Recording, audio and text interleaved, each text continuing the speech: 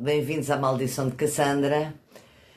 Mais um episódio em que não é o que estava para ser. O que estava para ser hoje passará talvez para quinta-feira, porque isto é um levantamento de acontecimentos e de ideias e tudo isto é vertiginoso. Eu já fiz um episódio especificamente sobre o reconhecimento do Estado da Palestina. Mas não disse tudo o que queria dizer, de forma que, para terminar o assunto, de uma maneira mais consubstanciada, pois será hoje. A história não se repete, mas rima. E às vezes rima muito, muito, muito, muito bem. Em 1973, a ONU reconheceu a Guiné-Bissau como um Estado independente. Ainda não tinha sido feita a descolonização, Portugal ainda não tinha aberto mão dessa colónia, que era a colónia mais pobre, mais fraca, menos interessante, e foi aquela que mais deu água pela barba ao Estado português, pela simples razão que uma pessoa pode mudar o mundo e pode mudar os acontecimentos. E a Guiné-Bissau e o PAIGC na altura tinham como líder um homem excepcional que se chamava Amílcar Cabral. Foi a razão, fez toda a diferença.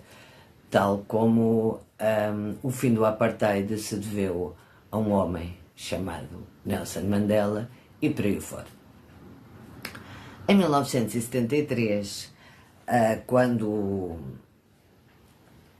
começou a surgir o movimento de reconhecimento da independência da Guiné-Bissau, o Estado português não gostou nada da brincadeira, e das várias conversas, das atas que há da altura, o então Ministro dos Negócios Estrangeiros, se chamava Rui Patrício, numa ata de uma reunião, portanto a posição de Portugal resumia-se no seguinte: eu tenho isto aqui escrito que é para não me esquecer de nada.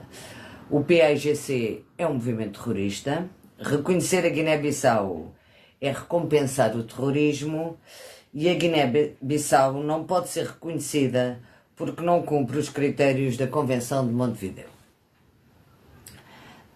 Não sei se isto vos parece mais ou menos familiar, porque os que pugnam pelo não reconhecimento do Estado da Palestina invocam exatamente estes argumentos: que o Hamas é um movimento terrorista, que reconhecer a Palestina é recompensar um movimento terrorista, e que a Palestina não cumpre os critérios da Convenção de Montevideo.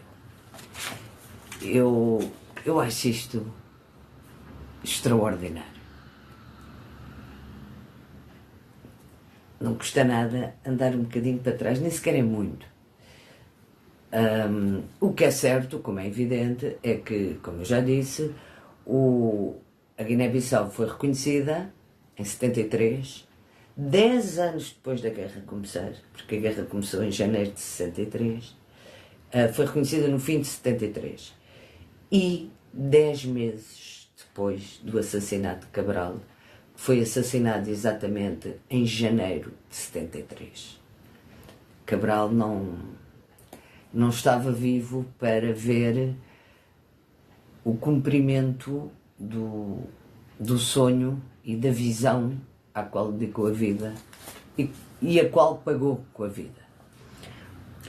Os critérios de Montevideo, da Convenção de Montevideo, a Convenção de Montevideo é uma convenção de 1933, portanto anterior à ONU, e os critérios para reconhecimento da existência de um Estado são a existência de território definido, uma população permanente, um governo e a capacidade de relação com outros Estados. Até certo ponto, estes critérios, embora necessários de alguma forma, foram consumidos pela Carta das Nações Unidas, que data de 1945, que é a data do nascimento da ONU, e em que é referido, sem qualquer sombra de dúvida, que todos os povos têm direito à sua autodeterminação. E você, por exemplo, os curdos continuam, embora sejam um povo com direito à autodeterminação, apesar de tudo, não ocupam um território definido, não têm um governo. Portanto, o Kurdistão ainda não existe. É um daqueles povos sem é uma nação sem país, sem pátria. Isto não se passa com a Palestina, tal como não se passava com a Guiné-Bissau. E eu não posso deixar de fazer os permanentes paralelismos, porque desde que isto começou parece-me tão claro, tão óbvio.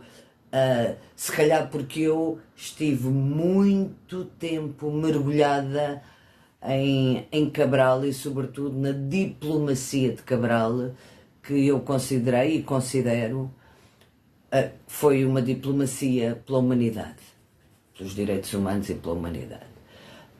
A Palestina tem um território definido, tem uma população,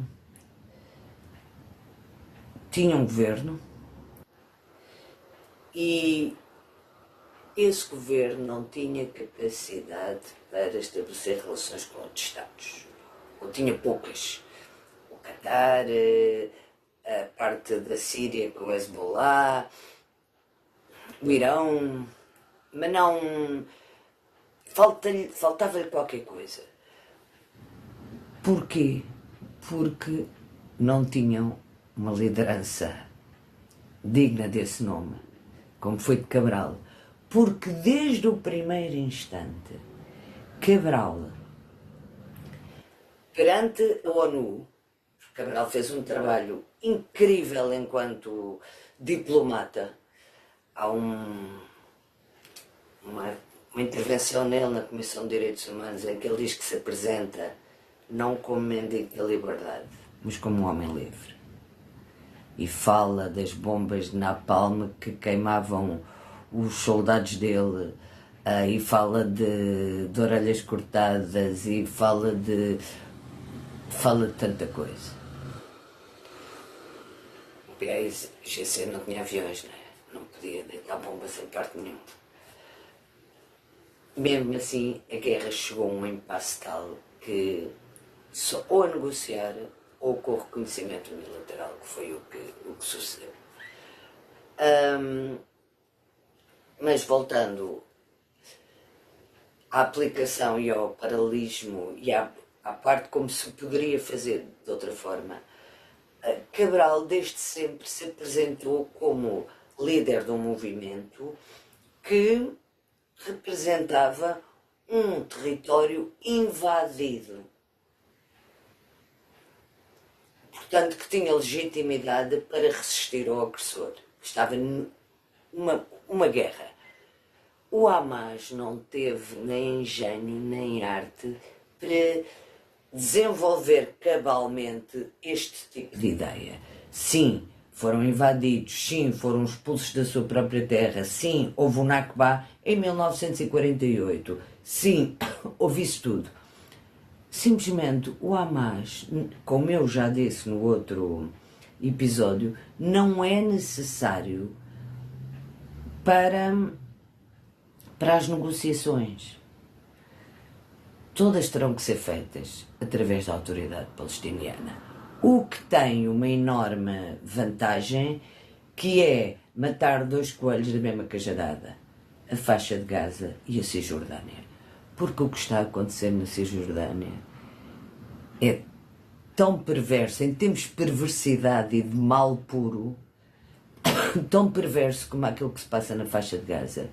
Muito embora as pessoas que estão na Cisjordânia, que eu saiba, não estão a passar a iniquidade total que que deriva da utilização da fome como arma de guerra. Porquê é que eu voltei a falar nisto? Porque não denunciar e o silêncio transforma-me em cúmplice. E eu recuso a cumplicidade naquilo que está a acontecer.